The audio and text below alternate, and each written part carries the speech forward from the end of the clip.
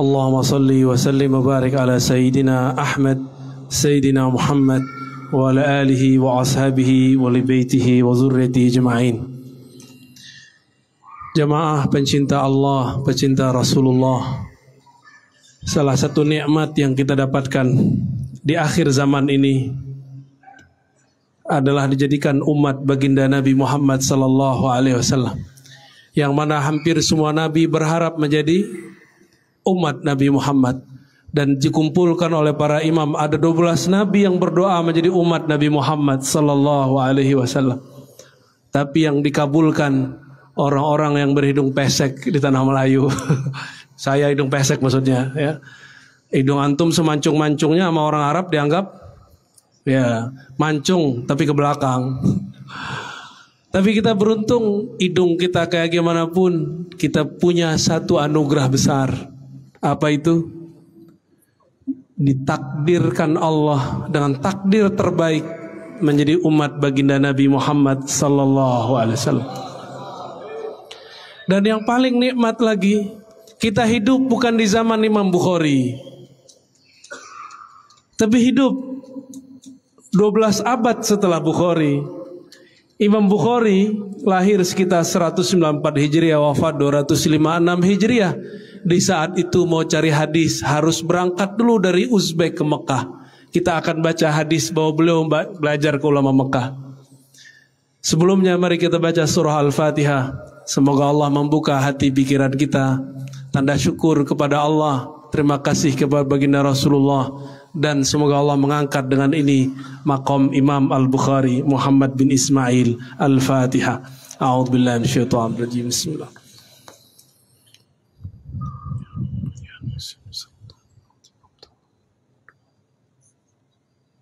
Amin. Wa bisanadina al-muttasil al-imam Muhammad ibn Ismail al-Bukhari Amirul Mu'minin fil hadis qala bab man bada'a bi syaqqi ra'sihi al-ayman fil ghusl. Bab riwayat Nabi, maksud man di situ Nabi, yang memulai mandi dari bagian kepala kanan. Wa bihi qala haddatsana Khallad ibn Yahya. Ada yang enggak disebut di situ, Al-Makki. Jadi beliau ini guru Imam Bukhari. Imam Bukhari orang Arab atau orang Uzbek? Uzbek yang ahli geografi. Uzbekistan itu di daerah mana? Pecahan Uni Soviet, sekarang masuk ke Asia Tengah. Kalau mau pergi ke Mekah, lewat dulu Afghanistan yang sekarang lagi konflik, masuk ke Persia, Iran, masuk ke Irak, baru masuk ke tanah Hijaz. Berapa negara tuh? Ada antum yang begitu nyari hadis sambil tiduran nonton YouTube gitu aja ya. Khusus ngaji hadis, walaupun dari rumah jangan tiduran ya. Khusus ngaji hadis, ngaji tafsir, kalau lagi ngaji dua ini jangan sambil tiduran kalau bisa, kecuali rekaman. Kenapa? Suatu kali Imam Malik, Imam Madinah, sakit berat, lebih dari corona. Sakit berat, gak bisa bangun. Tiba-tiba ada tamu agung dari jauh. Bagi beliau tamu itu agung semua. Bertanya tentang hadis, ingin mendengar hadis dari Imam Malik. Datang ketuk pintu, ditanya mau ngapain? Mau belajar hadis Tuan Syekh. Imam Malik mengatakan, baik, tunggu sebentar saya mandi. Beliau yang tadinya nggak bisa bangun langsung bangun. Kenapa? Beliau hendak menyampaikan kalam-kalam sang kekasih Rasulullah sallallahu alaihi wasallam. Beliau mandi, lalu pakai baju yang bagus. Maka tadi walaupun di Masjid Al-Muqaddis saya nggak pakai jubah, khusus kajian hadis Tadi minta anterin dulu ke penginapan kita. Saya mau ngambil jubah karena mau menghormati Imam Al-Bukhari, kitab Sahih Al-Bukhari. Kalau yang lain cukup pakai ini udah cukup. Tapi karena dulu baca hadis di sana pakai jubah, ya, maka kita menghormati, mentakzim si pengarang kitab dan isi yang dia baca, isi yang dia tulis, yaitu baginda Nabi Muhammad sallallahu alaihi wasallam. Lalu mulailah Imam Malik menyampaikan hadis. Sehat Pak langsung. Jadi Imam Malik itu sakitnya kalau nggak nyampein hadis. Ada nggak di antara antum sehatnya dengan mengaji? Berarti sudah mulai mahabbah Muhammadiyahnya muncul. Cinta Nabi Muhammadnya muncul. Cinta Nabi Muhammad dimulai dari mencintai pewaris ilmu Nabi Muhammad sallallahu alaihi wasallam. Maka wajib cinta ulama. Walaupun ulama tidak suci, tapi kita cinta ilmu yang ada di dalam jiwanya. Wabila qala haddatsana Khallad ibn Yahya. Jadi Imam Bukhari datang kemana? Ke Mekah, ketemu Imam Khallad ibn Yahya Al-Makki. Ini orang Mekah ini. Sekarang perlu datang ke Mekah gak? Malah saya yang datang ke sini, ya gak? Enak amat antum itu. Dan para asatidz kita dengan mau menghabiskan ego keustatannya, ego kekiaiannya, kebuayaannya, kebuyaan, maaf Ustaz. Lalu mau berkumpul, saya kalau jempol kita ada 5, kita kasih 5, tapi 2 aja deh. Ya, jarang-jarang ada ustadz mengumpul, jarang sekali. Ego, gengsi. Ada gengsi, itu bisa ditekan antum selamat. Jadi dosanya para ustadz itu ketika sombong aja, gengsi. Taib. Di zaman ini kita untuk dapat satu hadis perlu jalan jauh nggak? Perlu? Nggak perlu. Cukup paling jauh. Yang paling jauh siapa nih? Ada orang yang paling jauh di sini? Hah? Kerinci itu berapa jam pada di sini? 2 jam. Lumayan. Berapa jam? Rokan Hilir, Masya Allah, mabruk. Ya, barakallahu fikum. Siapa lagi yang jauh? Hah? Itu naik kapal dulu ya? Udah tenggelam berapa kali antum? Pantai, enggak? Iya.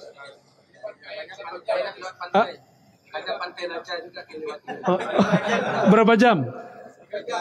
3 jam. Ada lagi bagian sini. Jadi kalau antum malas ngaji, ingat-ingat aja Imam Bukhari dari Uzbek jalan ke Mekah. Lupakan capek itu, lupakan sakit, lupakan lelah, lupakan macet, semua lupain.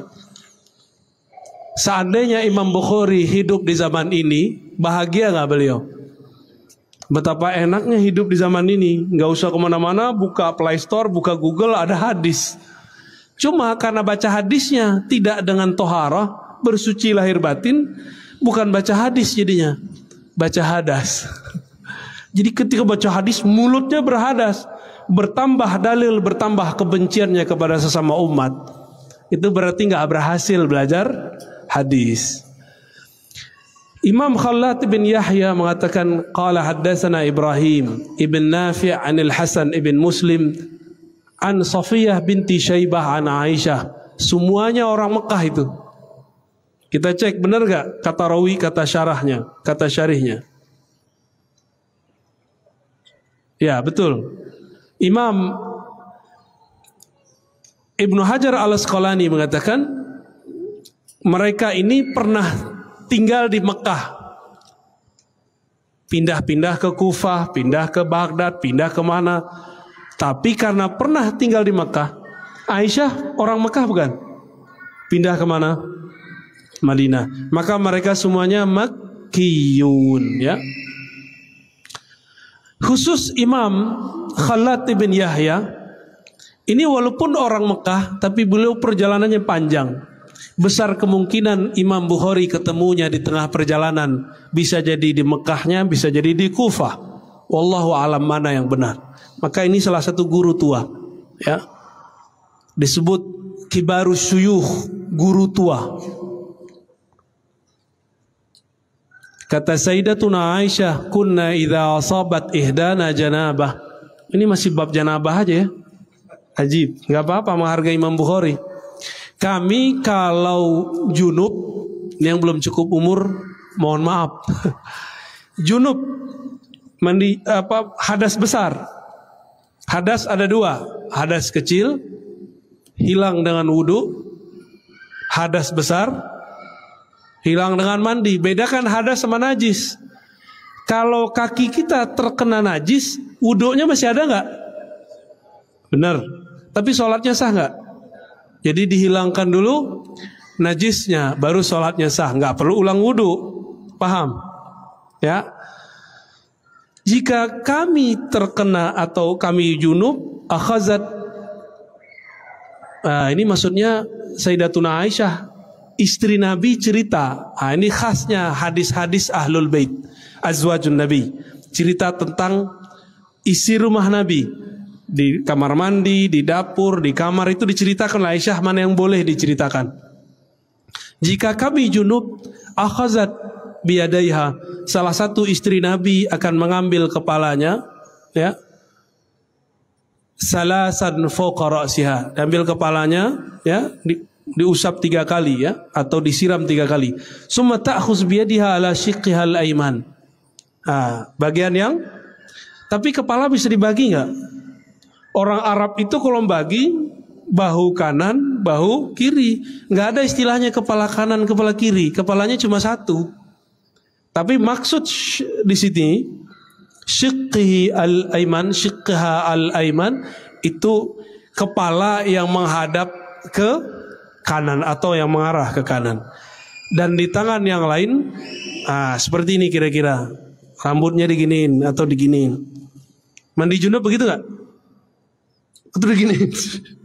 Ya, dipegang kepalanya supaya air. Jadi mandi junub itu menyampaikan air, isalul ma, menyampaikan air kepada semua anggota tubuh, maksudnya permukaan kulit. Maka harus dimasukkan satu persatu sehingga masuklah air ke dalam bawah rambut kita. Ini diajarkan. Jadi yang begini cuma ada dalam agama Islam. Di agama lain saya nggak tahu ada ajaran mandi junub, saya nggak ketemu. Ada yang pernah non muslim cerita aja ya, kalau ada tolong saya diluruskan. Tapi setahu kita nggak ada. Setahu kita nggak ada ya. Hadis ini diriwayatkan oleh Imam Bukhari.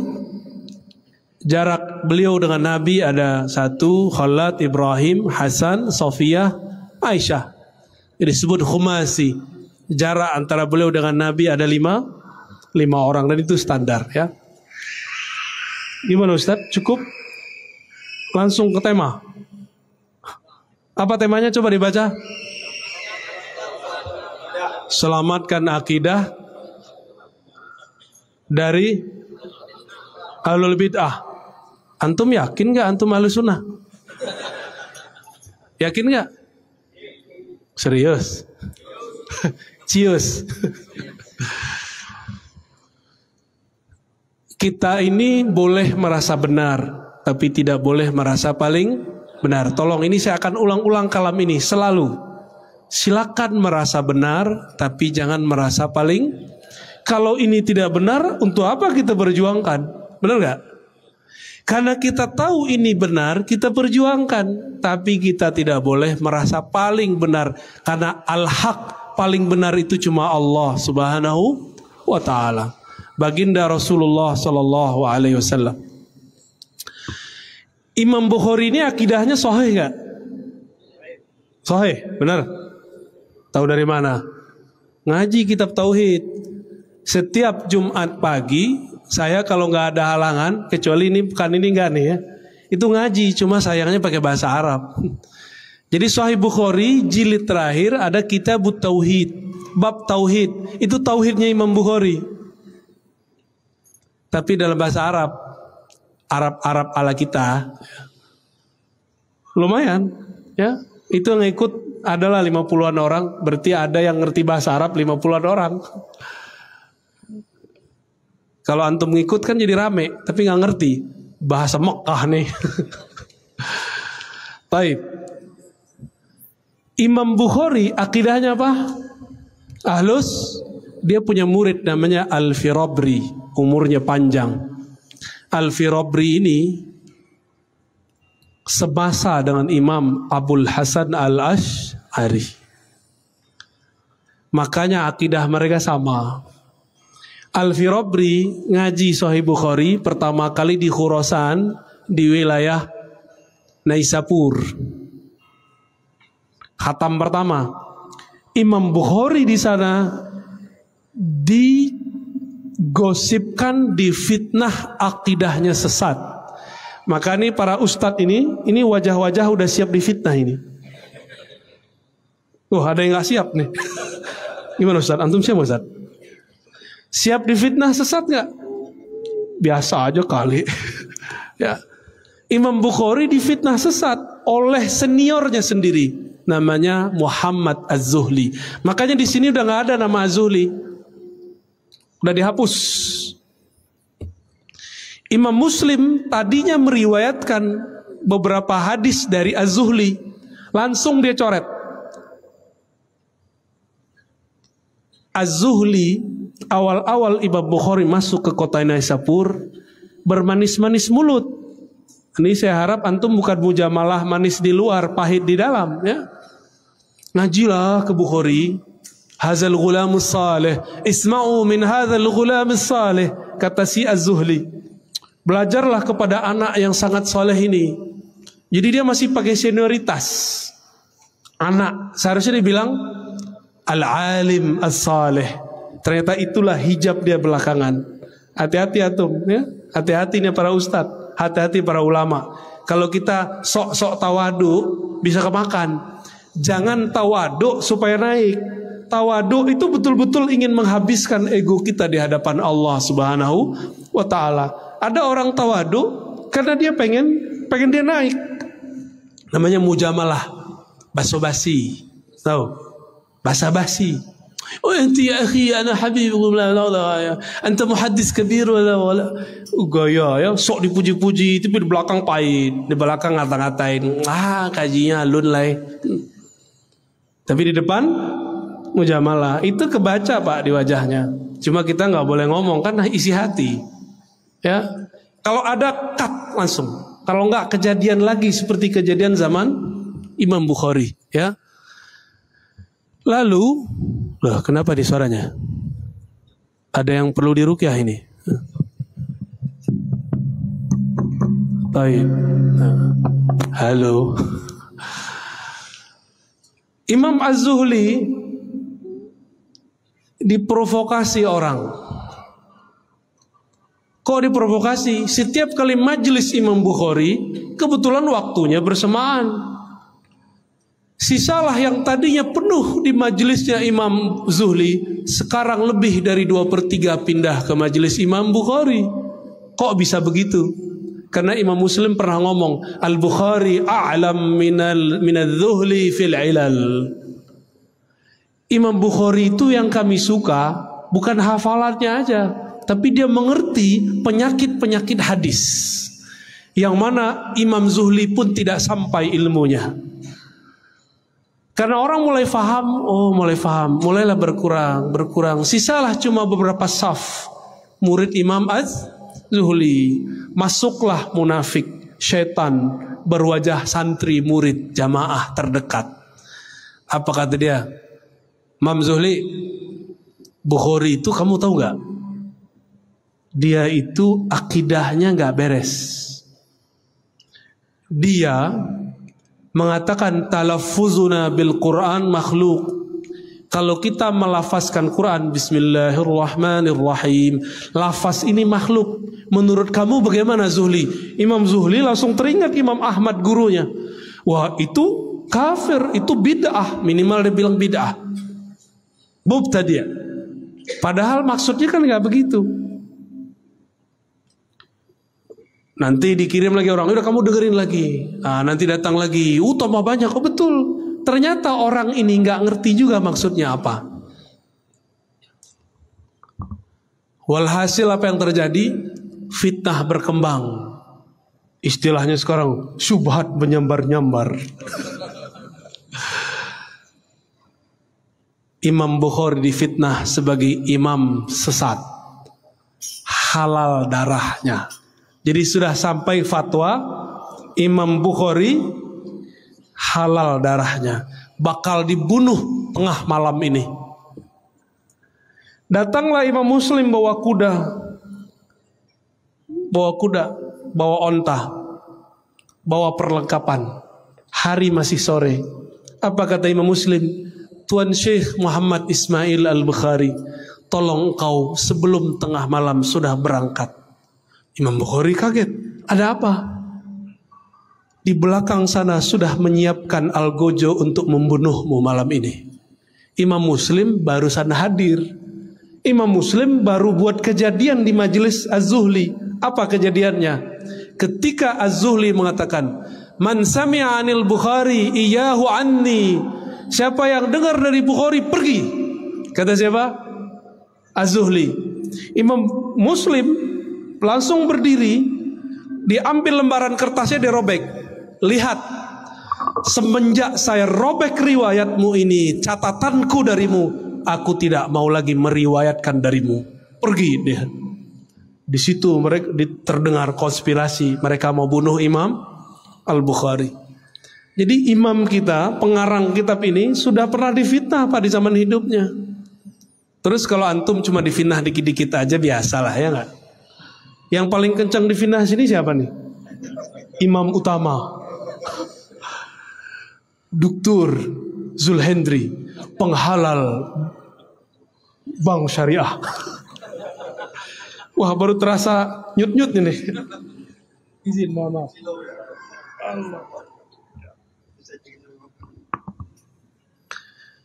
Wah, lain rasanya. Enaknya emang duduk iftiras, tapi nggak apa-apa. Jadi kalau kita difitnah sekarang, mundur nggak? Mau mundur nggak? Ini zaman, saya kabarkan, ini sudah mulai perang. Tapi perangnya perang akidah. Belum perang pedang, belum panah, belum. Antum hobi aja main panah, ya. Kita belum perang panah, belum. Kalau mau ngelawan Dajjal pakai panah, mati duluan. Ditarik napasnya si Dajjal, mati kita. Panah belum nyampe, kita udah mati duluan. Jadi kalau antum latihan panahan, niatnya untuk ngelawan Dajjal lewat. Panahan karena ini olahraga tua, pernah dipakai baginda Rasulullah, maka kita pun berolahraga, boleh. Cuma kalau itu diniatkan untuk melawan Dajjal, lewat. Dajjal itu sakti, Pak. Jangankan panah, hujan pun berhenti oleh Dajjal, ya. Jangankan itu, kubur udah mati, itu dia hidupkan lagi bisa, walaupun itu setan jin yang menyerupai orang mati, hidup lagi. Dia bilang awan, datang awan, kayak Son Goku, tapi bukan awan Kinton. Dulu waktu kecil kita nonton ya, sampai ke bawah-bawah mimpi, ya Allah. Jadi kita latihan olahraga akhir zaman bukan untuk perang sama Dajjal, nggak sanggup. Dajjal itu bawa kebohongan. Sorganya neraka, nerakanya sorga. Berarti ini belajar apa nih? Belajar sir. Jadi kalau ingin melawan Dajjal, panah kolbu dulu dipelajari, baru bisa kita memahami perang akhir zaman. Nggak cukup naik kuda doang, harus kuda jiwa ini, kan kuda ini. Ini liar ini Pak, bisa nendang orang nih jiwa kita ini, bener nggak? Nafsu ini lebih kuat daripada kuda manapun. Maka kendarai dulu kuda jiwamu, baru engkau bisa melawan musuh akhir zaman nanti. Insya Allah. Kembali ke Imam Bukhari. Imam Bukhari habis itu ngapain? Dia berangkat balik. Diikuti oleh muridnya Al-Firabri. Sampai di Uzbek, di kota Bukhara, beliau pun mendengarkan kembali Sahih Bukhari dari Imam Al-Bukhari, berarti 2 kali khatam. Al-Firabri nanti punya murid, banyaklah jalurnya. Ada nanti namanya Ibnu Hamuyah, ya. Ada Ad-Dawudi, macam-macam. Mereka ini punya murid namanya Abu Zar Al-Harawi. Saya sudah sering cerita di sini. Ya, karena berkaitan dengan Sahih Bukhari, kita ambil kali kisah itu. Antum pada lupa kan? Padahal ada rekamannya kan? Ya, kita ulang lagi ya. Imam Abu Zar Al-Harawi ini orang Afghanistan, orang kota Hera. Maka disebut Al-Harawi. Kalau cari di GPS itu Herat. Kota Herat itu kota ahli hadis. Mereka berbicara 3 bahasa. Bahasa Arab, bahasa Persia, dan bahasa kampung di situ. Dari Al-Hera ini juga ada Imam Ibnu Majah, banyak dari situ ya. Imam Abu Zar Al-Harawi juga sama, dia mau pergi haji, sekalian mau mengaji kepada ulama-ulama di setiap kota yang disinggahi. Sampailah di suatu kota namanya Baghdad, bertemu murid dari muridnya Imam Al-Ash'ari yang sezaman dengan Al-Firabri. Namanya Imam Al-Baqillani. Yang dulu ditanya orang, kenapa engkau mendebat ahlul bid'ah? Inilah cerita, judulnya diambil dari situ. Selamatkanlah, apa baca dong? Ya, antum baca, aneh minum dulu. Bismillah.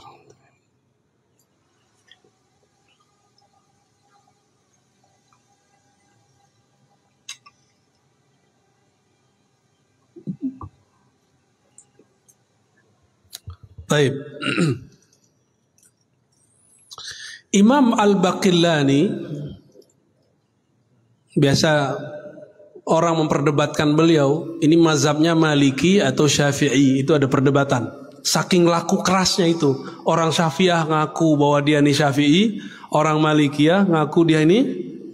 Kalau Imam Bukhari lebih dahsyat, 4 mazhab ada. 4 mazhab punya. Tapi mazhab Hanafi diperdebatkan ya.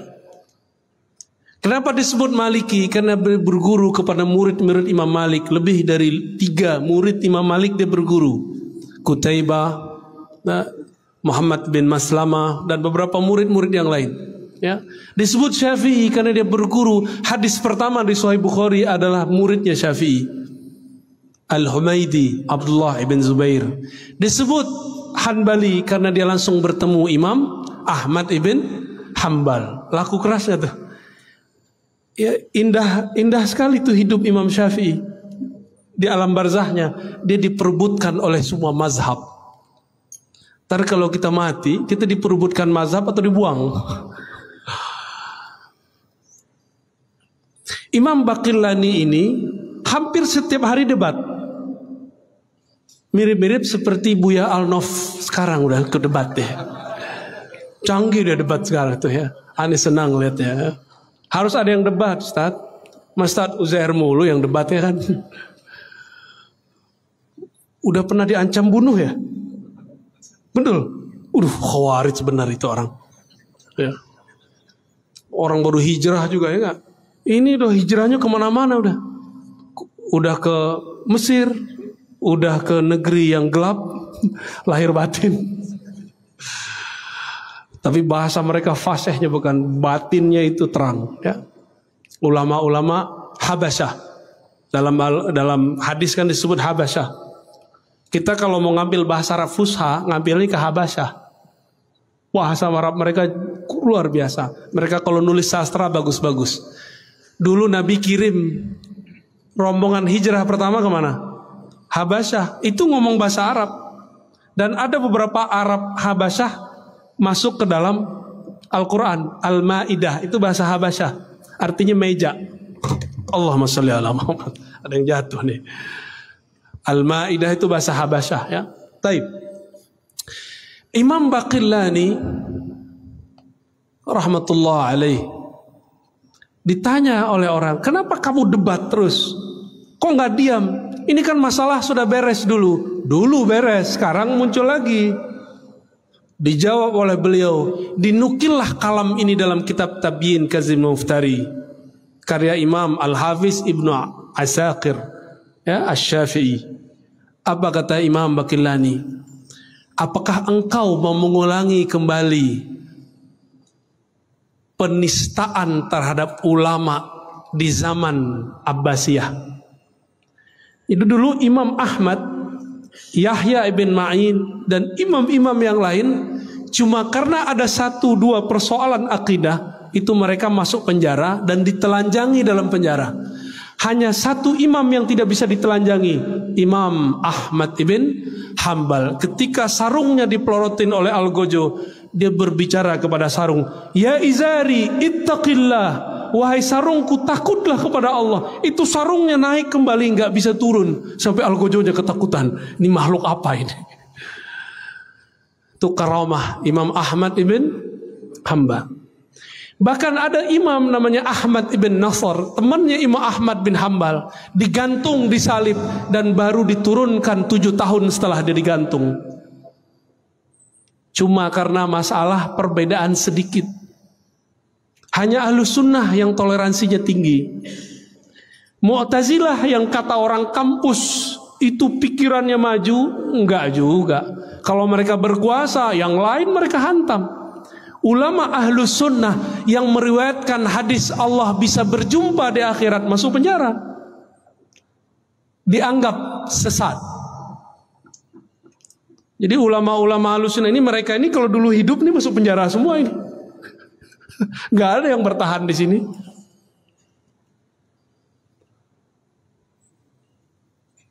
Al-Baqillani mengatakan, apa judulnya? Selamatkan akidah umat. Kalau beliau bukan, selamatkan ulama dari penistaan. Itu dia. Kalau ulama selamat, umat selamat gak? Selamat. Jadi judul ini, judul genit dari Buya Alnof dan teman-teman, ternyata ilhamnya nyambung kepada para imam. Maka setiap masa harus ada sekelompok orang yang jago berdebat. Wajadilhum billati hiya ahsan. Dan jidallah ahli kitab. Dulu ahli kitab, kalau sekarang ahli akidah, ahli baca kitab gundul. Dia ngakunya bisa baca kitab, gelarnya sama kayak beliau, LC, lulusan Ciputat, lulusan Cairo.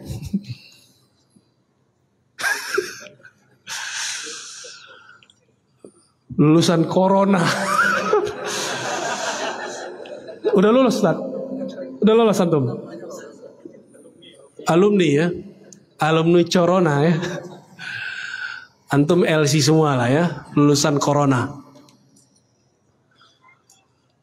Al-Imam Baqillani, semangatnya inilah kemudian yang ditularkan dari masa ke masa. Maka setiap masa harus ada yang menjidal billati hiya ahsan, dengan metodologi yang ilmiah, dengan cara yang ahsan. Apa arti ahsan? Jika mereka pakai kitab, kita pakai kitab. Apalagi mereka menyebutkan dalil hadis, kita baca hadis. Kalau kata Buya Zulhedri, mereka LC MA, kita LC MA juga. Mereka doktor, kita doktor juga katanya. Itu gaya itu dia, belagu dia itu. Tapi belagunya bener ya. Antum belagunya kan nggak bener. Kita bersyukur ada orang-orang ini. Jika dulu yang terpilih Imam Baqillani dan kawannya Ibnu Furuq, ya, ada Al-Isfaraini. Ini 3 ulama di zaman itu. Ini 3 ulama ini. Tapi beratnya pengajian mereka susah. Jadi dia itu Al-Baqillani, Ibnu Furuq dan Al-Isfaraini kalau ngaji ngelewatin pasar. Kalau ngelihat pasar sama kayak kita masuk mall. Matanya jelalatan nggak? Matanya bisa melihat macam-macam nggak? Kata kawan kita apa? Cuci mata lah Ustaz. Ya, cuci mata pakai rinso. Imam Baqillani, Ibnu Furuq Isfaraini datang kepada gurunya, murid Asy'ari namanya Imam Abul Hasan Al-Bahili. Siapa namanya? Ini udah pernah kita bahas juga, kita ulang lagi. Sampai di rumah Abul Hasan Al-Bahili. Abul Hasan Bahili sensitif, dia punya jiwa yang sensitif. Ternyata Abul Hasan ini seorang ahli akidah, ahli hadis, ahli tafsir, tapi juga seorang waliullah, ahli kolbu, sufi. Beda dengan sufi Pekanbaru, suka film Korea. Kalau ini sufi asli, wow, depannya ada yang suka film India katanya, curhat deh.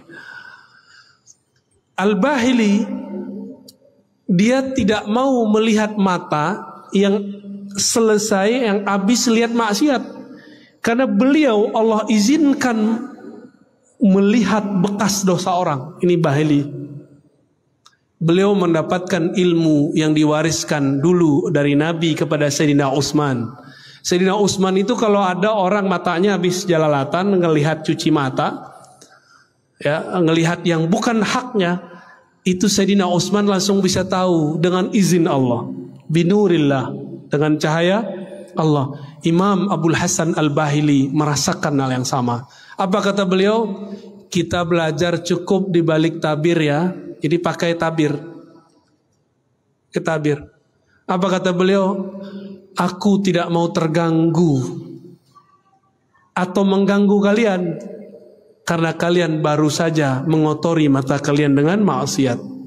Begitu dulu ulama kita menjaga ilmunya. Jadi beliau kalau ngelihat langsung kelihatan sama dia apa yang kita lihat. Bahaya nggak? Bahaya. Maka dia mengatakan, daripada ya saya tidak kuat, mending saya tahan. Dididik oleh Bahili, dididik karena kemudian didikannya keras. 3 imam ini sampai sekarang disebut-sebut namanya di dalam kitab, dibahas dalam perdebatan. Tidak adalah seorang yang pejuang akidah Ahlussunnah bermanhaj Asy'ari kecuali dia mengenal 3 imam ini dan baca karya-karyanya. Imam Baqillani inilah yang menyelamatkan umat dari 2 kelompok. Satu kelompok Mujassimah, kelompok yang menjisimkan, menyerupakan Allah atau menghukumi Allah, mensifati Allah dengan sifat jisim. Dia tidak bilang Allah serupa dengan makhluk, tapi dia menyebutkan karakter yang sama dengan makhluk. Itu disebut mujassim. Kalau yang menyerupakan zat dengan makhluk disebut musyabbih. Paham? Apa beda musyabbih dengan mujassim?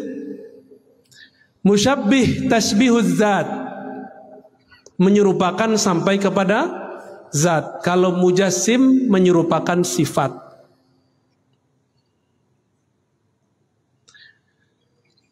Lalu kelompok yang sekarang menyebut dirinya Wahabiyah Salafiyah masuk yang mana? Kita langsung aja Pak ya. Kenapa saya berani menyebut begini? Karena mereka sudah mulai memfatwakan dalam kajian-kajian mereka, akidah Asy'ariyah itu dhalah, sesat, firqatun dhalah. Benar gak? Antum sudah dengar belum? Mau diam? Diam dosa besar antum. Apalagi ustadz diam. Udah gak boleh diam. Ini sudah perang Pak. Mundur sama dengan al-firar minaz zahaf. Orang yang mundur tidak mau maju terus pada saat segenting ini, dia sama hukumnya ketika berperang mundur lari dari peperangan. Dosa besar gak? Jadi mulai detik ini tidak ada lagi ceritanya Ustadz sudahlah, gak ada cerita begitu. Antum gak ikut, keluar barisan. Kita tetap berjuang, memperjuangkan akidah yang moderat, walaupun gayanya sangar-sangar dikit ya. Mereka sudah berani Pak sekarang. Dan sudah kejadian di tetangga antum sebelah Pekanbaru. Beberapa bulan yang lalu mereka bilang NU Muhammadiyah Jamaah Tabligh ya. Dia ngomong begitu kan? Sesat. Benar kan dia ngomong begitu? Aslinya begitu Pak, walaupun sekarang minta maaf. Dia kalau ke belakang sama, dia ngomong begitu lagi. Itu namanya taqiyah. Ternyata taqiyah itu tidak hanya milik Syiah Rafidah, tapi juga milik Wahabiyah. Jadi mereka benci sekali tuh sama orang itu tuh.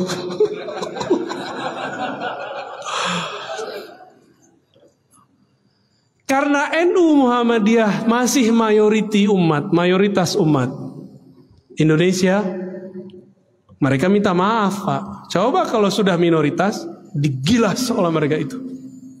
Nggak usah jauh-jauh, masjid aja lah. Masjid kalau udah dikuasai gimana? Wah, habis, kunut habis, zikir habis. Katanya mengerti ikhtilaf, tapi kok giliran beda dikit mereka nggak mau toleransi.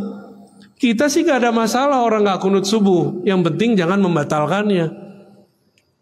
Kita gak masalah juga kalau orang gak ikut akidah Asy'ariyah, yang penting dia percaya qul huwallahu ahad, selesai kan? Dia gak perlu tahu sifat 20, yang penting dia syahadat la ilaha illallah Muhammadur Rasulullah. Tapi sekarang gak ngerti terus ngomong akidah Asy'ariyah sesat. Antum sering lihat kan orang-orangnya? Orang-orangnya jelas. Mereka karena gak bisa masuk, mereka katanya ustadz sunnah, kita juga hafal sunnah. Mereka katanya ikut Rasulullah, kita punya sanad ikut Rasulullah Sallallahu Alaihi. Susah mau masuk di mana? Wah, cari nih wilayah muamalat, cari tema bank. Nah, ini paling gampang nih, pakai tema bank. Sekarang mereka sudah boleh menghalalkan riba. Loh, bank beda dengan riba, bro. Bank ada nggak di zaman Rasul? Nggak ada. Maka hukum tentang bank akan selama-lamanya diperdebatkan. Namanya fikih. Namanya fikih. Antum boleh beda sama aneh, nggak ada masalah. Ustadz, saya pilih bank syariah, nggak ada apa-apa. Ustadz, saya nggak mau ikut bank. Aneh panggil sini, keluarin dompetnya, kartu-kartunya semua. Kita keluarin mana banknya, sama nomor-nomornya sekali. Loh Ustadz, ini perampasan. Bukan, katanya antum gak ikut bank lagi, gak mau ngambil bank. Itu kartu-kartu bank.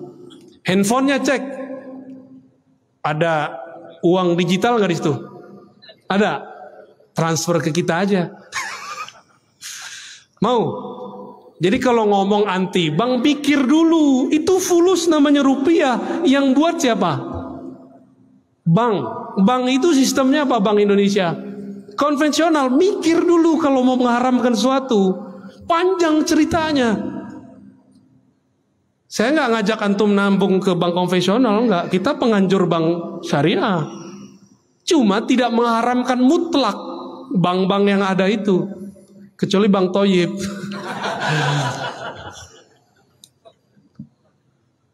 Jadi dicari tuh, nggak bisa lewat akidah, nggak bisa lewat hadis, gak bisa lewat mazhab, gak bisa lewat sanad, gak bisa lewat tasawuf. Lewat apa lagi? Lewat muamalat. Gak bisa juga. Wah, ada tema baru nih, Taliban. Nanti nih ustadz-ustadz ini bakal diadu dengan tema Taliban. Saya mau tanya, kalau saya sepakat dengan antum, ini nambah iman gak masalah Taliban? Kalau kita beda, nambah iman gak? Enggak. Terus kalau beda opini boleh gak? Boleh. 2024 nanti pilihannya nggak tahu ada berapa orang nih. Kalau nanti UZR pilih A, Ustadz Arnof pilih B, gimana? Boleh nggak? Ayo, boleh nggak?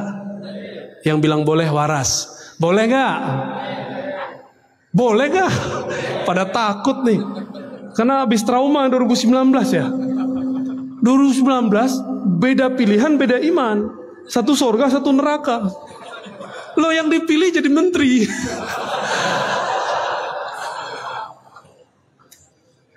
Pak Ustadz, nanti kita coblos jadi menteri Ustadz.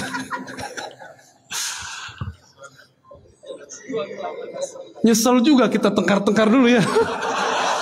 Mohon maaf kalau dulu yang tengkar sama saya ya. Afwan.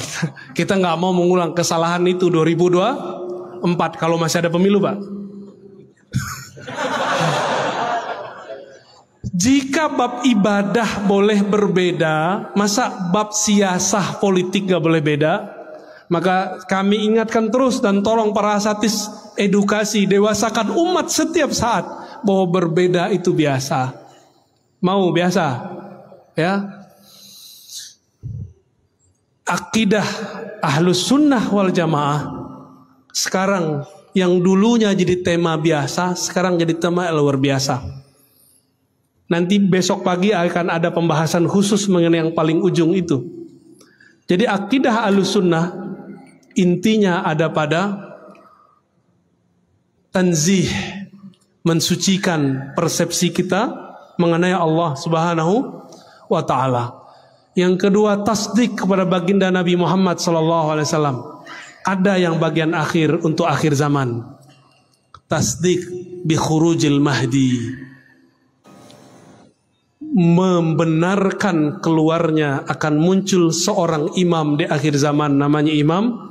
Ini baru, tema yang baru diangkat oleh para ulama. Sebenarnya tahun 2000-an sudah ada tema-tema itu di Mesir. Dulu kitab-kitabnya banyak, cuma bercampur dengan teori-teori konspirasi. Teori konspirasi ini kan ada yang sahih, ada yang tidak sahih. Yang sahih pun kita uji dulu kesahihannya. Insya Allah tentang akhir zaman itu kita bahas besok pagi ya. Insya Allah. Bagaimana cara memahami bab kemahdian itu sesuai dengan sunnah Rasul. Bukan tebak-tebakan. Bukan pakai asumsi. Bukan pakai ambisi. Karena sekarang sudah banyak orang panik. Siapa nih Imam Mahdinya nih? Ya, sabar-sabarlah. Ya. Khilafah ala minhajin nubuwah. Oh, itu ada kata kuncinya.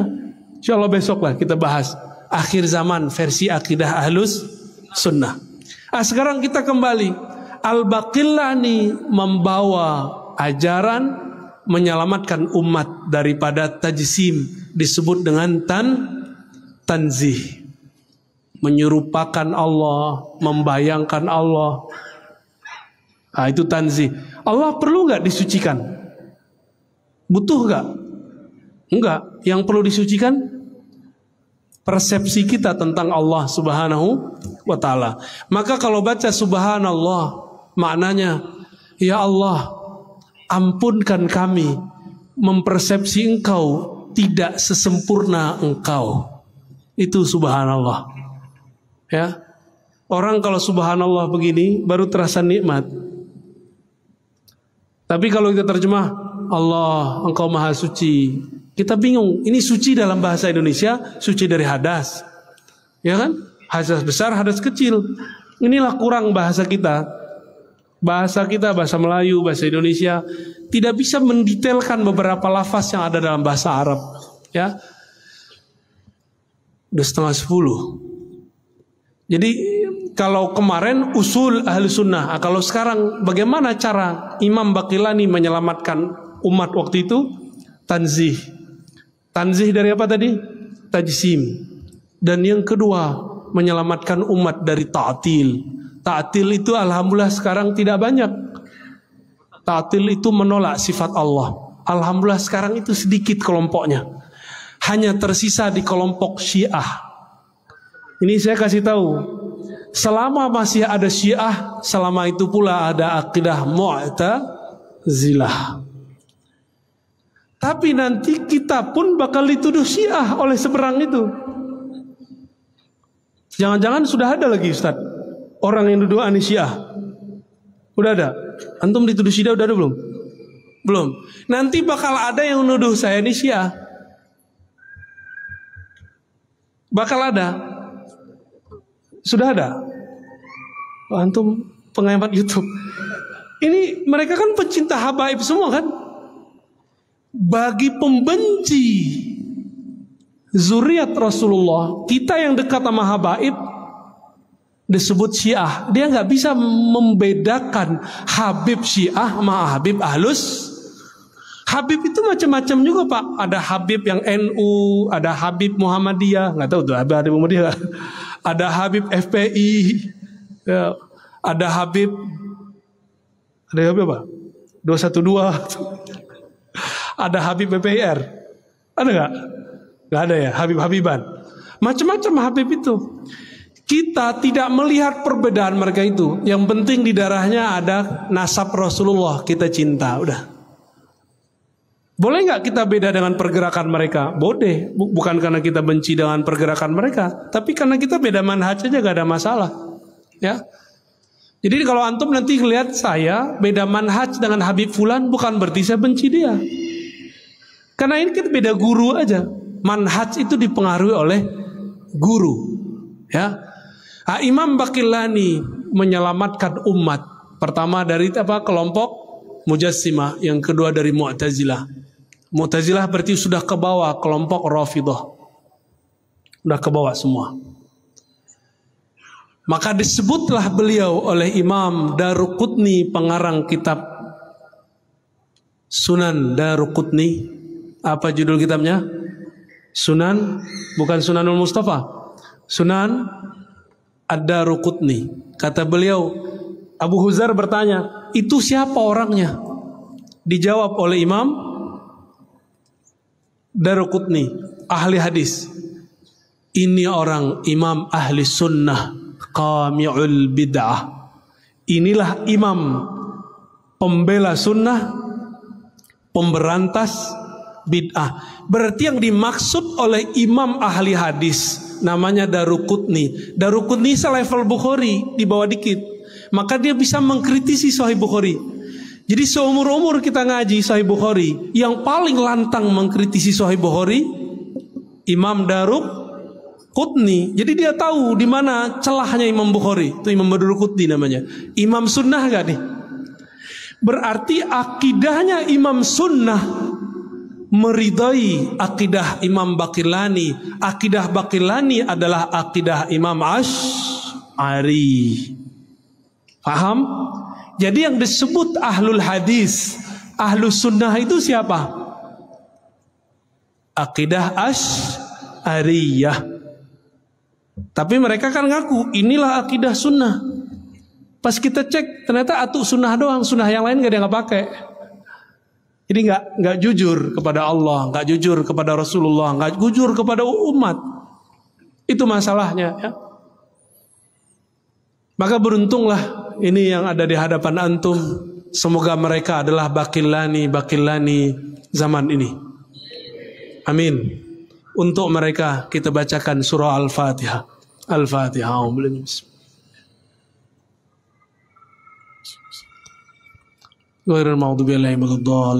Semoga dengan surah Al-Fatihah ini Allah kuatkan mental para ustadz kita, biar nggak takut dicaci, biar nggak mundur dalam perang akidah zaman ini.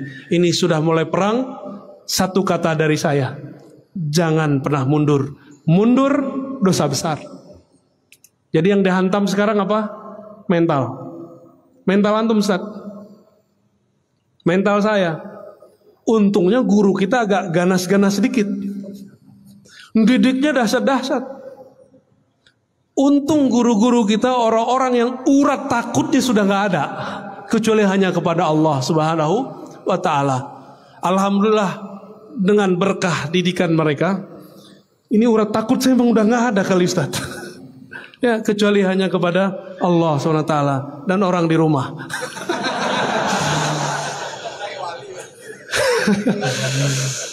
Taib, ada diskusi nggak Ustaz?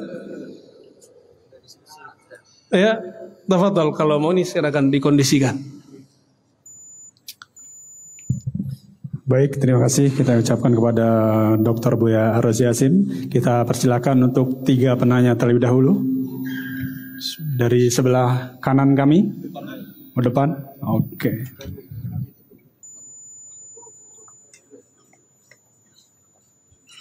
Oke, 1 orang dari belakang, ibu-ibu. Oke, baik.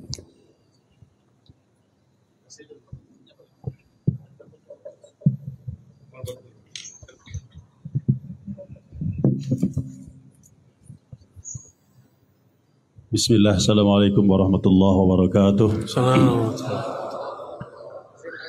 Nama saya Pak Muslim dari Pangkalan Kerinci, Pelalawan. Pelalawan? Ya. Suka melawan? Melawan setan maksudnya. Sengaja memang datang kemari memang spesial untuk mengikuti kajian ini. Dan saya kenal dengan Ustadz Ar-Razi Hasim melalui media sosial baru-barusan ini. Karena saya merasa juga belakang ini saya merasa minder. Nah, merasa minder, nggak pede dengan perkembangan kaum Salafi Wahabi yang sedemikian luar biasa, sehingga kita pun agak sulit untuk menghadapi mereka seperti itu. Tapi alhamdulillah mengikuti kajian-kajian Buya di media sosial, merasa ada spirit tersendiri akhirnya, alhamdulillah, dan merasa percaya diri juga pada akhirnya. Dan bersyukur hari ini saya bisa bertemu dengan Buya. Saya ingin bertanya Buya tentang masalah zikir la ilaha illallah yang dalam kajian media sosial yang saya lihat pun sedemikian rupa kan. Bahwa disebutkan di situ Abdul Zikri fa'alam annahu la ilaha illallah, zikir yang paling lezat kata Buya di dalam itu disebutnya bahwa dia adalah la ilaha illallah. Dulu saya pernah mempelajari zikir itu sehingga teknik-tekniknya cuma nggak tahu, Allah alam, mungkin saya tidak mau mengembangkannya sehingga mungkin tidak mendapatkan kenikmatan sendiri di dalam zikir tersebut. Cuma kekhawatiran saya begini Buya. Ketika kita benar-benar merasakan nikmat betul di dalam berzikir, apakah itu yang kemudian berefek, kemudian ada lihat di media sosial, kemudian berzikir sampai jingkrak-jingkrak, sampai berdiri-berdiri sampai segala macam yang sepertinya kelihatannya sudah terlalu over gitu. Apakah efeknya sampai seperti itu? Dan saya merasa khawatir seperti itu. Karena analisa saya kayaknya seperti itu kurang tepat sekali, rasanya terlalu berlebih-lebihan. Syukran Ustaz. Afwan. Assalamualaikum warahmatullahi wabarakatuh. Assalamualaikum warahmatullahi wabarakatuh. Langsung dijawab. Baik. Ada orang zikir nangis, ya. Ada orang zikir merinding-merinding. Ada orang zikir berteriak-berteriak. Ada orang zikir pingsan. Ada yang zikirnya sembari bergerak. Namanya ar-raqs was-sama. Di Turki disebut sema. Itu di Mesir masih ada nggak tuh? Masih ada ya? Thariqah Siddiqiyah masih begitu ya? Tijani masih begitu. Syazili juga? Oh beda dengan Syazili aneh berarti ya. Kenapa zikir bisa lembut, bisa keras, bisa berteriak? Tadi kita udah bahas di Masjid Al-Muqaddis sebagiannya. Mungkin yang ikut kita ulang di sini. Saya buat ilustrasi tadi. Kalau Bapak nonton bola, bolanya mau gol, mulutnya dikunci. Gimana Pak? Itu efeknya gimana? Bapak pikir gimana? Gitu ya, benar nggak? Gitu. Ada guru bilang ke muridnya, kalau zikir jangan berisik, mulut ditutup, lidah dilipat ke langit-langit. Tapi gurunya ngomong satu hal, si muridnya lupa. Lemah lembutkan badan. Si murid enggak, badan dikencang-kencangkan. Ketika dia zikir, coba Pak, lidah dikunci. Bapak mau baca ya Allah, gitu enggak? Maka ada orang zikir, kayak orang kesurupan Pak. Itu bukan kesurupan setan, kesurupan asma. Kalau kesurupan asma perlu diruqyah enggak? Yang ngeruqyah perlu diruqyah. Berarti dia enggak mengerti. Antum kalau enggak ngerti, orang ini lagi disentuh oleh nama Allah atau disentuh oleh setan, berhenti ngeruqyah. Berarti jangan-jangan di badan antum ada iblis. Akhirnya nuduh orang ahli zikir kesurupan. Berarti basirohnya belum kebuka ngeruqyah orang. Ruqyah, apa arti ruqyah? Menaikkan, tadinya dia hina, kesurupan ke orang gak jelas, dikembalikan kesadarannya. Ini orang super sadar, dia sedang zikir, sedang asik dengan zikrullahnya. Beda kalau orang kesurupan asli Pak. Itu yang ngerti itu bisa merasakan di kolbunya. Nah kalau lo mengerti gitu, berhentilah praktek-praktek yang berbahaya. Ntar setannya pindah ke antum semua. Itu kejadian sudah. Ada satu rumah, udah masuk YouTube seingat saya, menyimpan kaligrafi nama Ashabul Kahfi. Ashabul Kahfi itu nabi Pak semua. Bukan Rasul, itu nabi. Siapa nama ini? Maksalmina, Tamliha, kayak nama orang India ya. Kayak lagu India, itu. Itu nama wali Pak. Kalau minimal di zaman ini, nama nabi di zaman itu.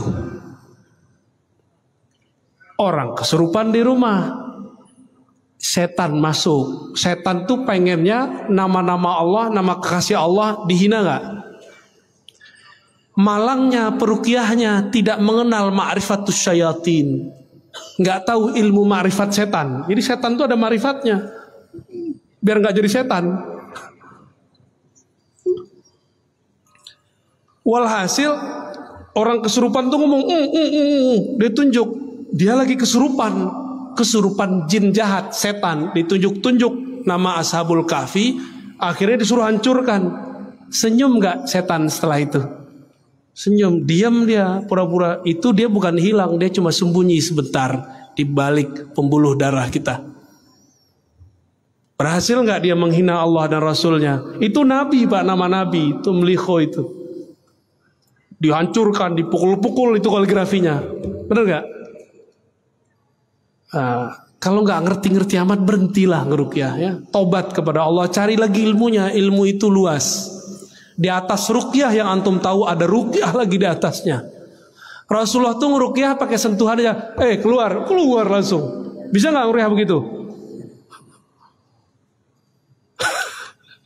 Pada berhenti semua nih yang ruqyah ya. Nggak, jangan tutup kuliahnya. Jangan tutup, pelajari. Ya. Baik. Jadi orang-orang ini kolbunya agak sedikit girang, Pak. Karena dia girang, ekspresinya harus diungkapkan di lidah. Keluarlah teriakan. Ada yang bisa menyalurkan di badannya, bergerak dia.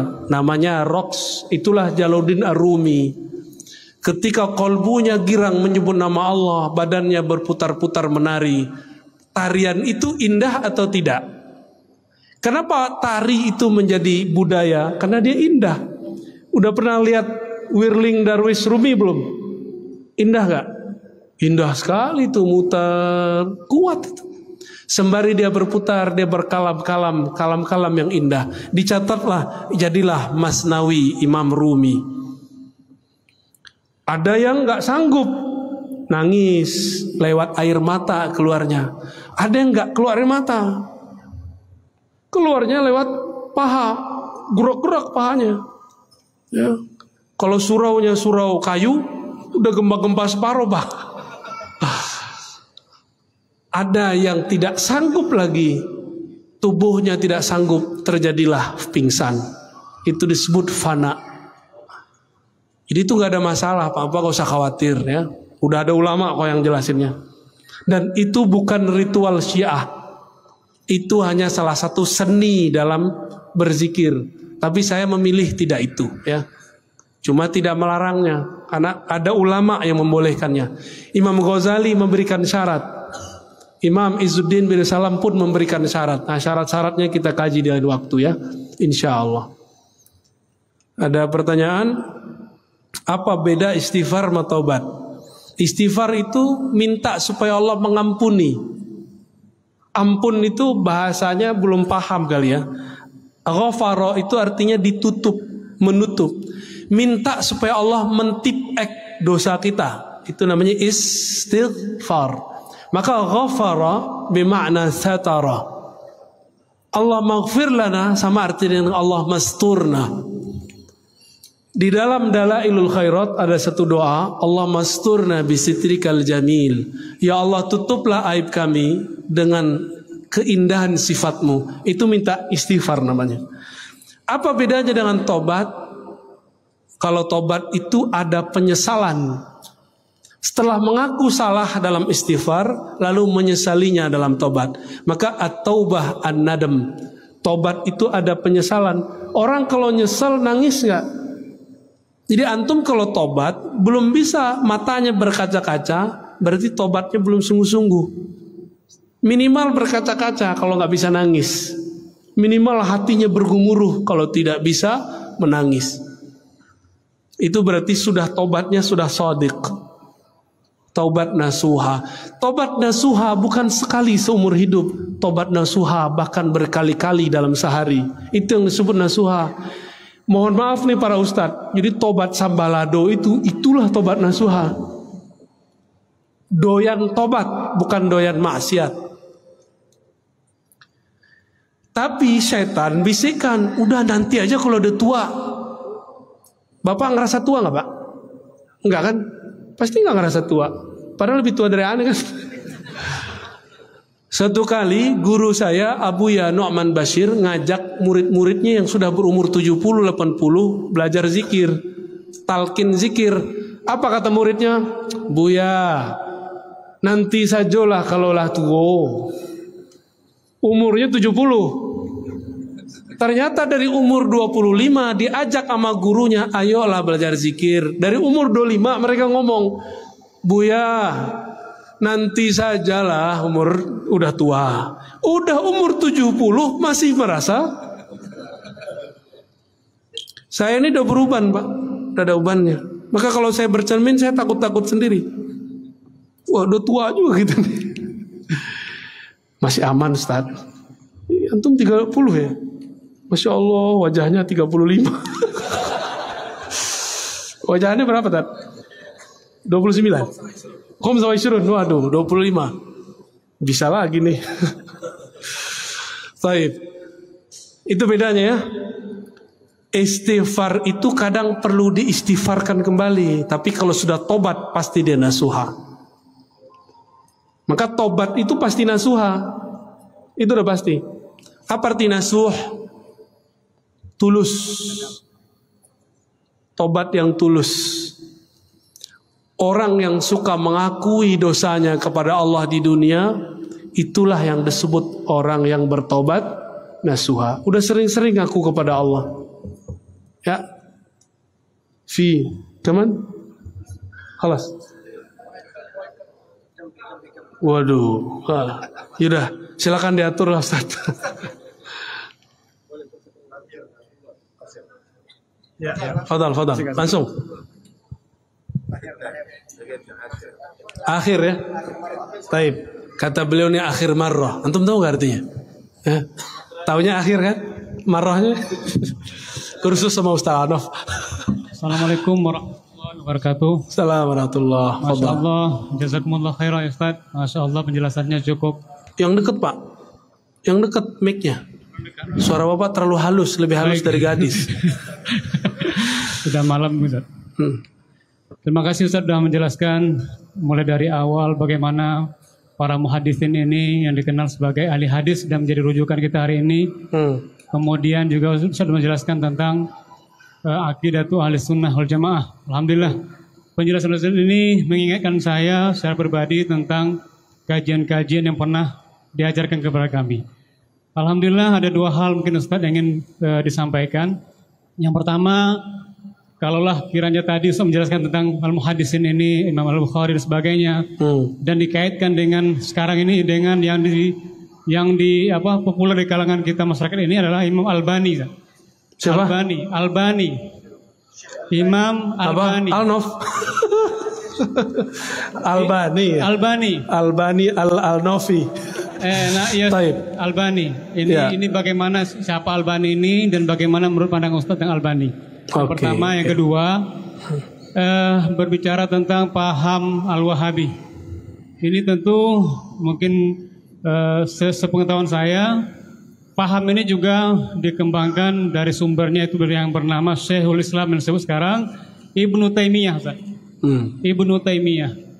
Paham Wahabi ini juga menganut paham dan pemikiran Ibnu Taimiyah yang tadi digambarkan berupa akidah yang sesat, baik itu tasbih, ta'til dan sebagainya. Nah ini Ustaz, bagaimana menurut Ustaz juga tentang Ibnu Taimiyah ini, pahamnya bagaimana dan siapa beliau ini? Itu saya kira Ustaz, dua hal saja. Terima kasih. Itu saja, terima kasih. Assalamualaikum warahmatullahi wabarakatuh. Assalamualaikum. Pertanyaannya tentang Syekh Al-Bani Al-Nofi. Syekh Al-Bani ini peneliti hadis yang rajin. Itu yang penting. Jangan berlebihan terhadap Syekh Al-Bani. Yang diteliti Syekh Al-Bani, metodologinya beliau ngerti semua ini. Cuma mereka ini kalah rajin. Ada nggak riwayat Syekh Al-Bani kuliah? Nggak ada kan? Nggak ada, dia bukan kuliahan juga. Jadi Syekh Albani ini belajar cara mentakhrij hadis. Kalau di ma'had mahasiswa Darussunnah itu semester 1 sama 2. Semester 1 dan 2 itu mahasiswa sudah bisa mentakhrij hadis. Kalau mahasantri mahasiswanya udah bisa, kira-kira dosennya bisa nggak? Meremnya bisa kita takhrij hadis itu. Mudah takhrij hadis itu. Dan kami merasa kami tidak berhak mentakhrij hadis. Kenapa? Ada ulama terdahulu yang sudah mentakhrij hadis. Kalaupun sekarang kita mentakhrij, meneliti asal usul hadis, itu disebut mentakhrij. Kita kemudian melakukan komparasi metodologis. Makanya di Ma'had Darussunnah di Jakarta, itu satu hadis kalau diteliti bisa setebal ini. Tadi kita sudah bahas ya, bisa setebal ini hasilnya. Satu hadis diteliti. Syekh Albani satu hadis cuma beberapa kalam. Hadis ini sahih, hadis ini tidak sahih. Di beberapa kitab yang lain disebutkan di dalam rawinya ada fulan, rawi ini tidak sahih, rawi ini fi muskilah fi wa, gitu doang. Ini cuma nukil aja. Itu biasa, teman-teman, ini biasa, ilmu standar.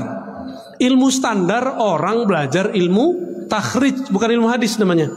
Jadi ilmu hadis mustalah, istilah. Ada namanya ilmu takhrij. Orang menengah belajar hadis namanya ilmu takhrij. Apalagi di zaman ini, semua nama-nama rawi, nama-nama periwayat yang kita tulis kayak tadi, Al-Khallat, Yahya bin Khallat, ya, ada Ibrahim ibn Nafi', itu sudah ada semua. Tinggal dicari, selesai.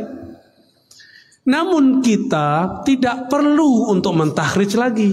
Antum masih kurang yakin dengan takhrij Imam Bukhari? Ini sahih kan nih? Kalau berbeda Albani dengan Al-Bukhari, ikut siapa? Serius? Kalau ada orang berani mendoifkan hadis dalam Sahih Bukhari, bermasalah nggak orang itu? Serius? Serius? Albani mendoifkan 2 hadis di Sahih Bukhari, bermasalah nggak? Tuh, kena racun antum kan?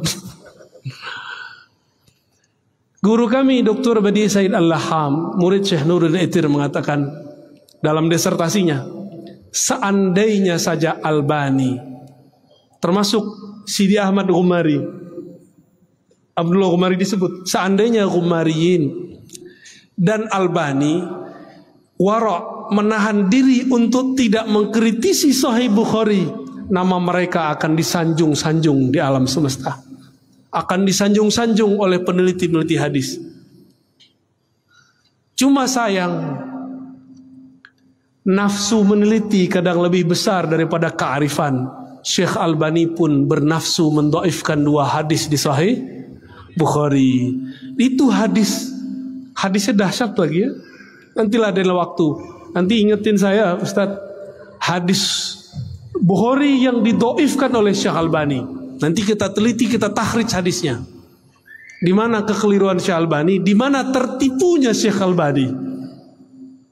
Kira-kira yang tertipu Al-Bukhari atau Albani?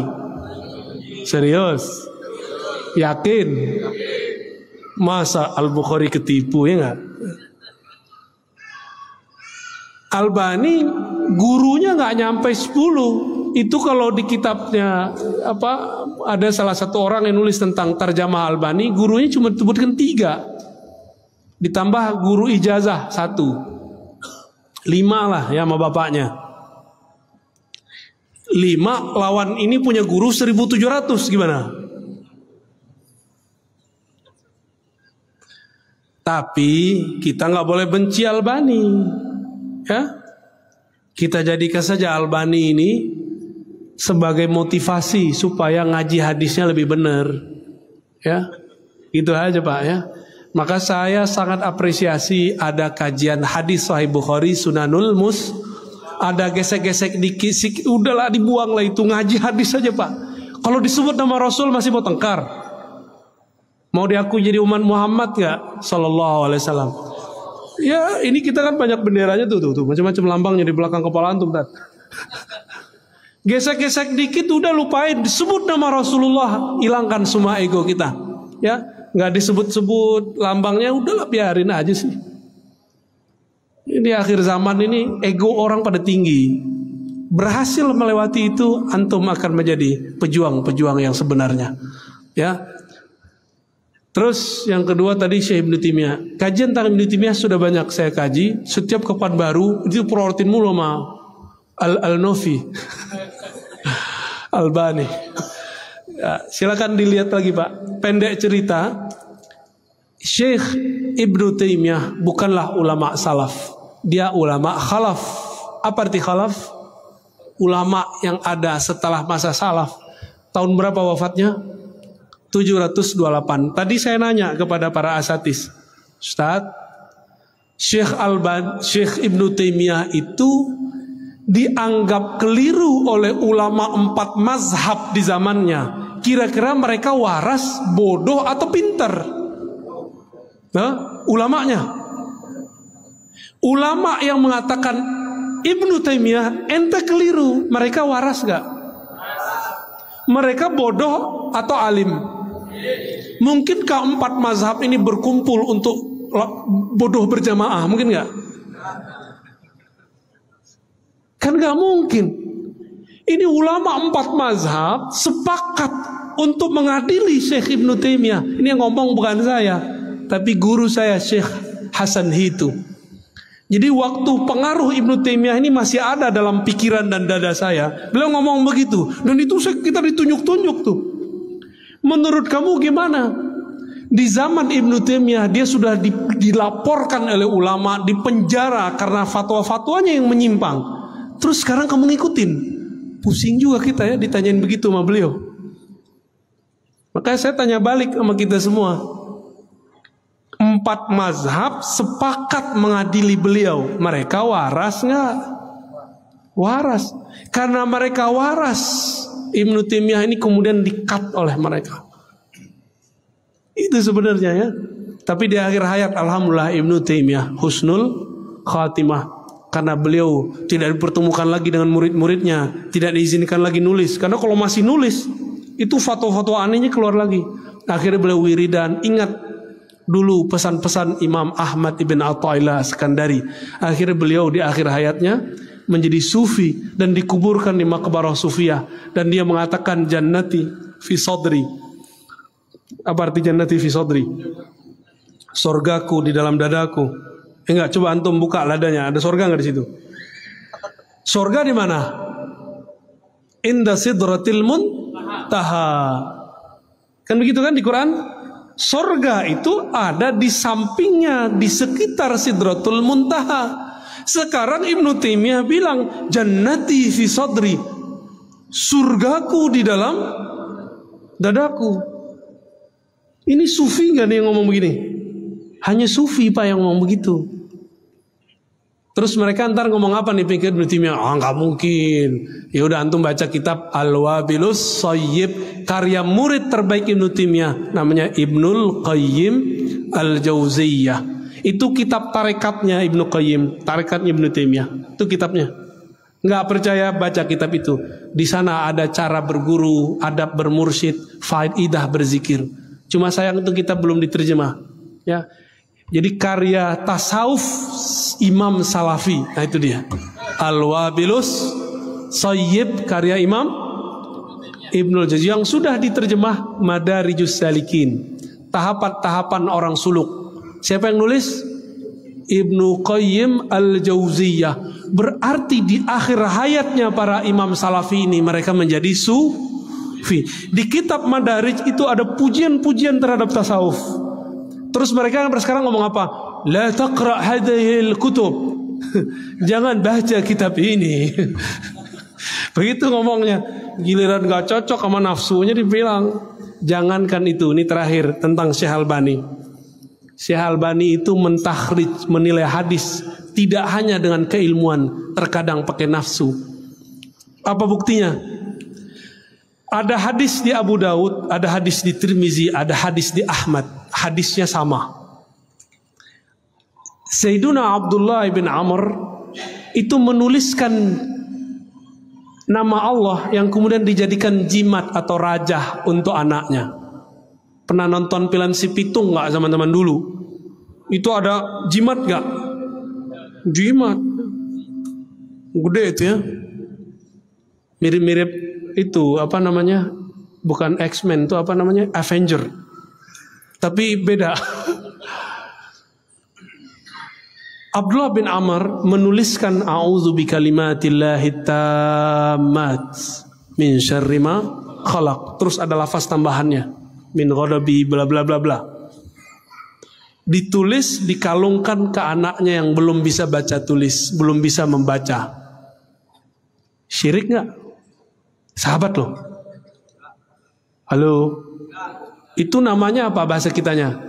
Jimat. Maka jimat itu bukan masalah kalung mengalungkannya, tapi yang ditulis apa?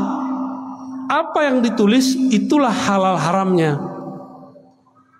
Jangan jimat langsung haram. So ahli tauhid ente ya. Benerin dulu tauhidnya. Kalau masih meyakini nasi yang mengenyangkan, oh itu lebih bahaya dari jimat tuh. Masih yakin propolis yang menyembuhkan dari oh itu bahaya itu.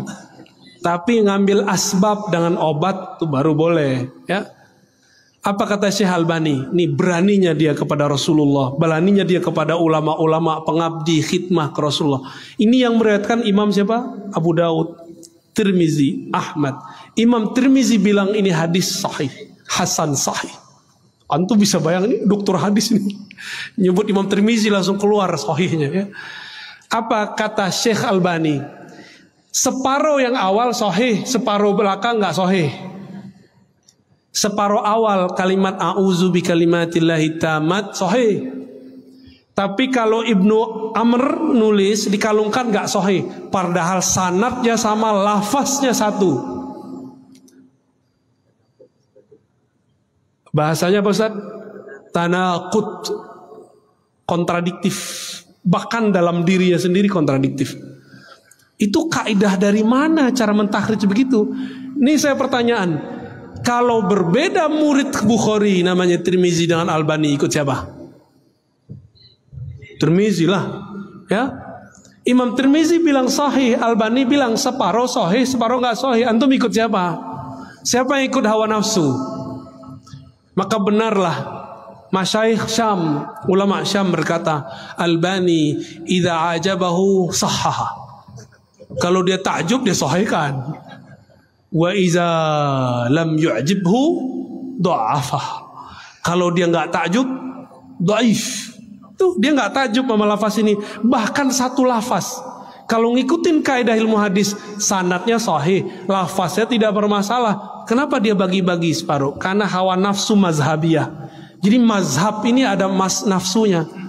Maka pesan saya terakhir malam ini, sebelum kita tutup kajian, tolong bermanhaj Ahlussunnah bukan dengan ambisi, bukan dengan emosi.